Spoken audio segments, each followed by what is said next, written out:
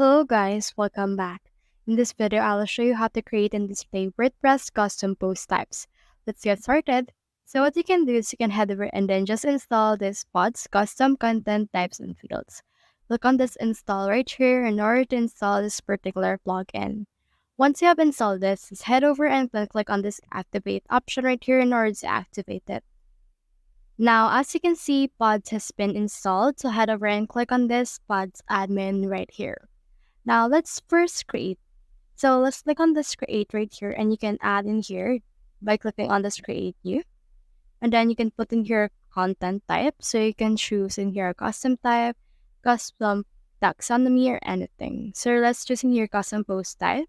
And you can also put in here a label. So for example, let's put in here dog. And on the other one, let's put in here dogs. And then you can also make this content available for dynamic features. So we can make sure this activated and click on this next step. Once you have done this, it will show you to the new page. Now you can add in here a field and display this post type. So click on this add field right here. So for example, for this, let's name this